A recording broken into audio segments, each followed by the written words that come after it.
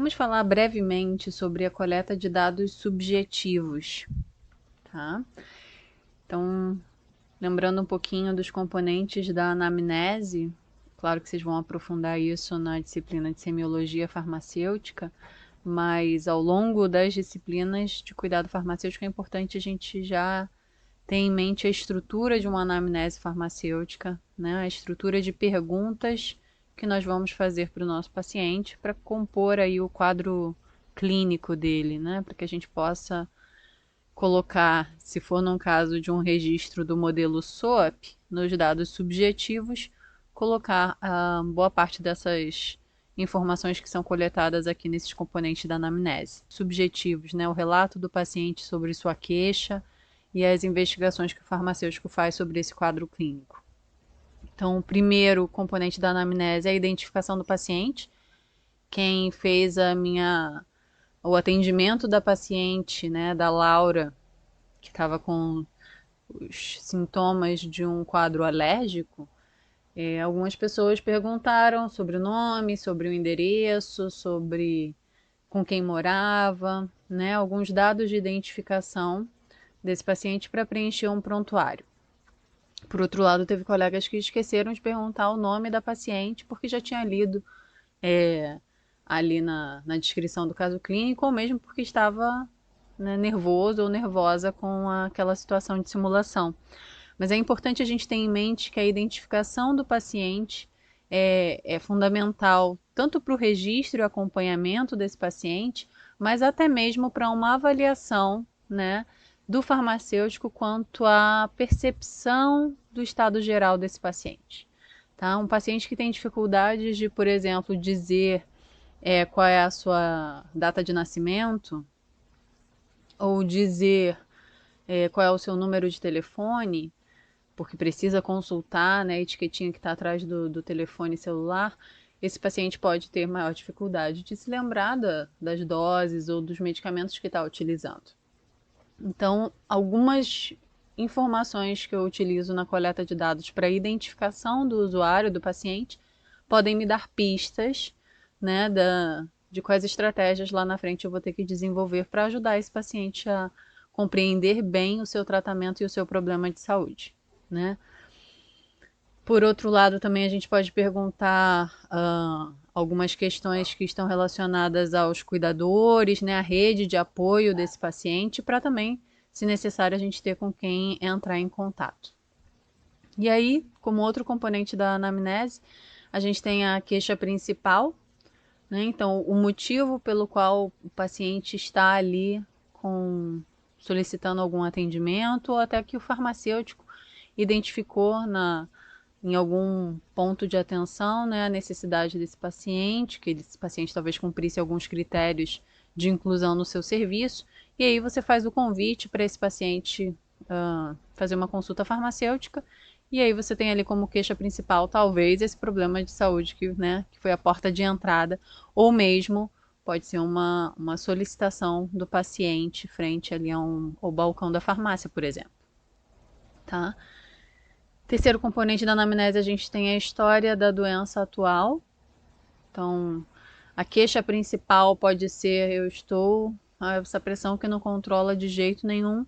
E aí, a história da doença atual vai ser de todas as doenças que esse paciente possui atualmente. Então, é importante que, além de qual é a necessidade que esse paciente que levou esse paciente até o nosso serviço, ou seja, essa queixa, essa demanda, né, vista pelo paciente, e também quais são os problemas de saúde que esse paciente tem.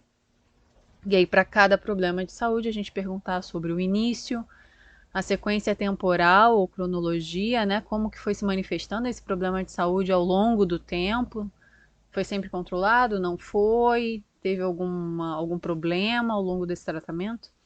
Qual é a qualidade dos sintomas, o que o paciente percebe, né, como fatores que agravam ou que melhoram, que atenuam aquele sintoma? Quais são os sintomas que estão associados àquele problema de saúde?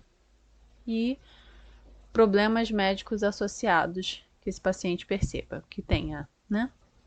E aí, corrigir ali o quarto componente da anamnese, a gente tem a anamnese dirigida, né?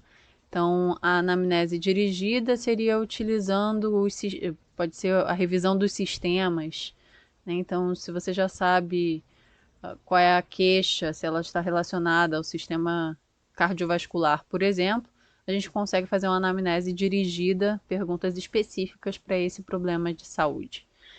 Aí a história patológica pregressa, né? Que aí a gente pergunta sobre qual é o histórico desse paciente anteriormente. Então, se ele teve ali anteriormente a esse problema de saúde, né? Se ele teve procedimento cirúrgico, se ele teve outras hospitalizações, traumas graves, aplicações de medicamentos, alergias, doenças na infância, histórico de imunizações, se já fez alguma transfusão, se tem doenças prévias significativas, teve, né? Se tem história de gravidez e do parto. Também como componente da anamnese a gente tem a história familiar, então esse problema de saúde ou esses problemas de saúde também seus familiares apresentavam, ou quais são os problemas de saúde que os familiares apresentaram, né? Quais as doenças que os avós tinham, os pais, então, a história da família, né? A história familiar, também a gente está incluindo aí a família num conceito mais amplo. Então, família como aquelas pessoas que convivem, né, no mesmo ambiente. De repente são pessoas que moram juntas, que não são pai, mãe, filho, enfim, né, mas que também configuram uma família. Então a gente tem também a história de pessoas que moram com esse paciente, que convivem com esse paciente. Essas pessoas têm algum problema de saúde crônico, né, tem alguma relação com esse problema de saúde que esse paciente está apresentando aqui na nossa avaliação. Outro componente da anamnese é a história da pessoa, que também, né, alguns dados daqui vão estar na identificação, pode estar numa ficha de cadastro desse paciente, ou, né, em um outro espaço do formulário desse paciente. Mas a gente tem aí, então, a importância de avaliar qual é o nível educacional, coletar essa informação, né, de até que ano ou até que série essa pessoa estudou, qual é a história ocupacional, que tipo de trabalho que já teve ao longo da vida. Às vezes o paciente chega e fala, eu sou aposentado, mas com que você trabalhou a maior parte do tempo? Né? Qual foi o seu último trabalho? Situação de vida atual, estrutura familiar e seguros, né? Hábitos de saúde, dieta e nutrição. Dieta e nutrição, a gente não se ater, né, a aprofundar essas questões com todos os pacientes, mas sim com aqueles que têm problemas de saúde que estão diretamente relacionados com a dieta e a nutrição, né? Exercícios, né, ou quais são os hábitos dessa pessoa em relação a exercícios, ao fumo, bebidas alcoólicas e uso de drogas, lazer e interesses especiais, o que você gosta de fazer, o que lhe dá prazer, às vezes é uma chave ali para poder conversar e se ligar com o paciente. Como que está a atividade sexual e os cuidados, né, sexuais. Rotina diária, que horas acorda, que horas se alimenta, que horas sai de casa, que horas volta para casa, que horas dorme. Quais são as expectativas dessa pessoa e quais são as aspirações, né? Então, assim, são alguns tópicos que podem nortear a entrevista clínica, para a gente entender um pouquinho sobre quem é essa pessoa que nos apresenta, que se apresenta para nós, e qual é a relação dela com esses problemas de saúde e com o tratamento que ela está realizando. Tá ok? Brevemente, né, esses são os componentes da anamnese farmacêutica que devem constar aí no início da nossa entrevista, tá? E aí a gente também faz a coleta de outros dados, como os dados objetivos, que a gente vai discutir em uma outra apresentação, tá ok? Até mais!